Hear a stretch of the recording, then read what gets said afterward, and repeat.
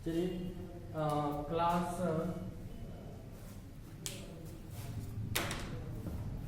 Class 10th का ये 9th का क्लास 9th का अध्याय 1 है, जो कि अध्याय 1 में ये है हमारे आसपास के पदार्थ, हमारे आस पास के पदार्थ। तो ये चैप्टर का नाम है, अध्याय 1 है हमारे आसपास के पदार्थ। तो इसके अंतर्गत कुछ टॉपिक बताए गए हैं। अब ताप परिवर्तन का प्रभाव यही बताना था। तो अगली इसी के अंतर्गत है ताप परिवर्तन का प्रभाव।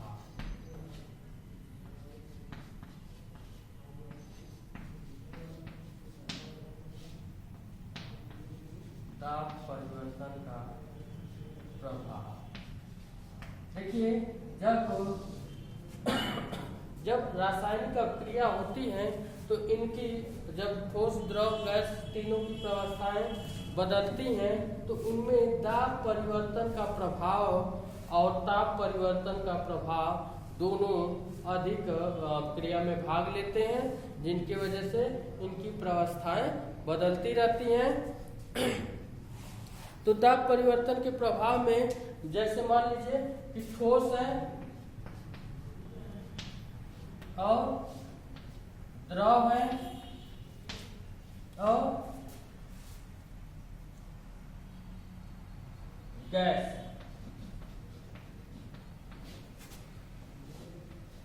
तो ठोस का द्रव में बदलना, तो उसमें संगलन होता है।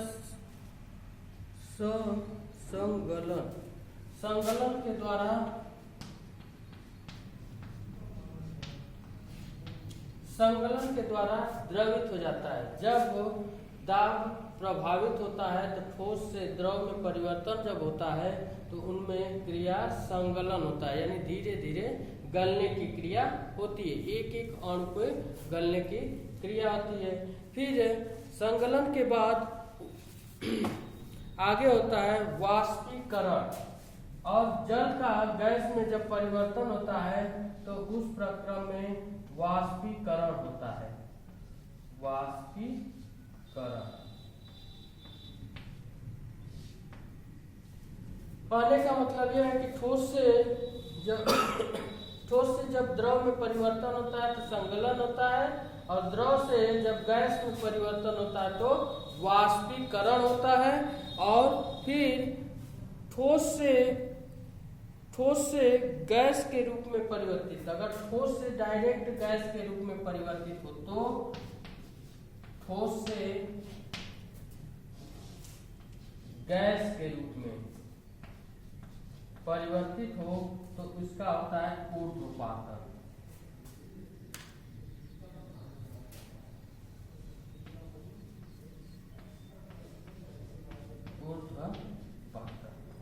तो ये क्रियाएं होती हैं, ठोस से द्रव, द्रव से गैस और ठोस से गैस में परिवर्तन होता है।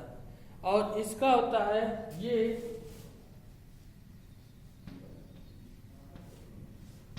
अगर द्रव से ठोस में परिवर्तन हो रहा है तो ये क्या हो जाएगा, द्रव से ठोस में परिवर्तन तो जमने की क्रिया होगी, और गैस से द्रव के रूप में होगा। अगर गैस से द्रव के रूप में होगा तो यह क्रिया संघनन कहलाएगी।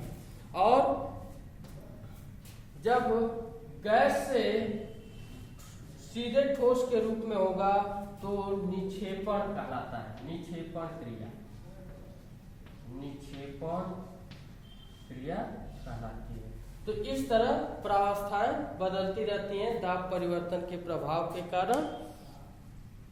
अब नेक्स्ट टॉपिक है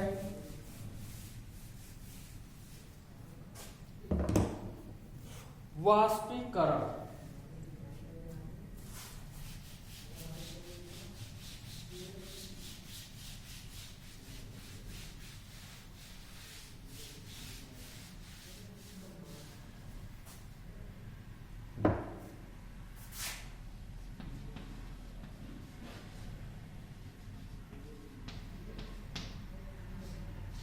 वाष्पीकरण।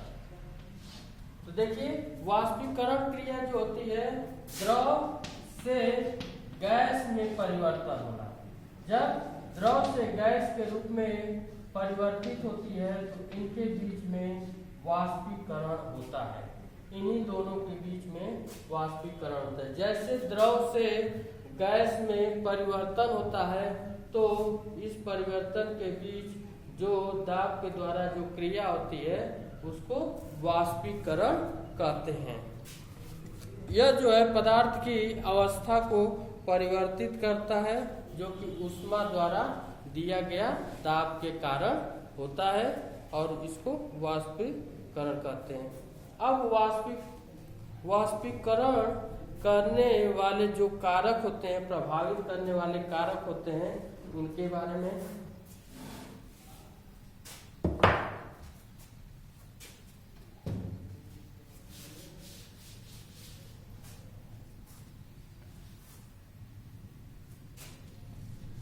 प्रभावित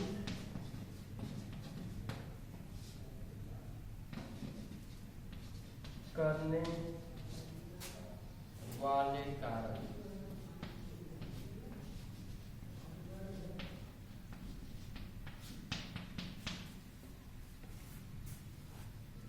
तो देखेंगे कि इसमें प्रभाव को करने वाले कारक जो होते हैं ये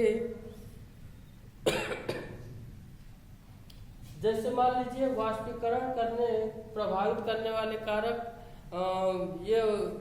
ये जो है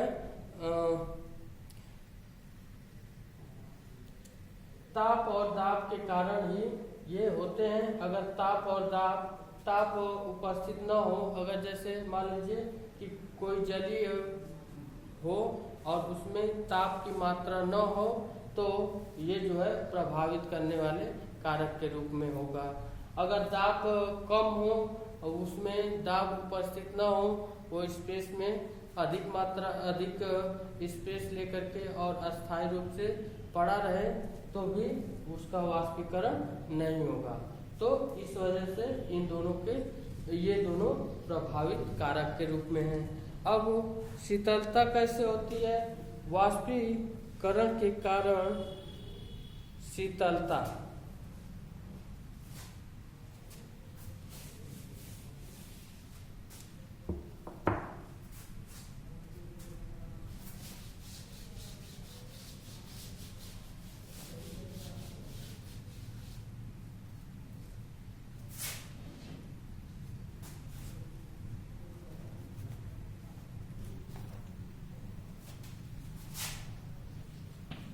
वाष्पीकरण के कारण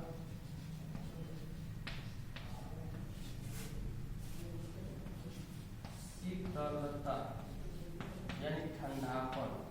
जैसे वाष्पीकरण के कारण शीतलता, तो जैसे देखते हैं कि हमारे शरीर में जब ऊष्मा उत्पन्न होती है यानी कि ताप के द्वारा गर्मी जो है उत्पन्न होती है तो उससे पसीने जो आते हैं तो वो सूती कपड़े जब पहने रहने पर उसको सूती कपड़े अवशोषित करते हैं, पसीने को अवशोषित करते हैं। तो जब हवा चलती है तो वही जो पसीने या द्रवित पदार्थ जो सूती वस्त्र को भिगोए रहते हैं उनको ठंडा करती है, जिनकी वजह से वो शीतलक के रूप में या ठंडापन उत्पन्न करती है। तो इसी वजह से कहा गया है कि गर्मियों में सूती कपड़े पहनने चाहिए जो कि वो वाष्पीकरण होने के बाद या पसीने होने के बाद वो ठंडक पहुंचाती हैं यानी कि ठंडा उत्पन्न करती हैं। हवा चलने पर वो ठंडक देती हैं।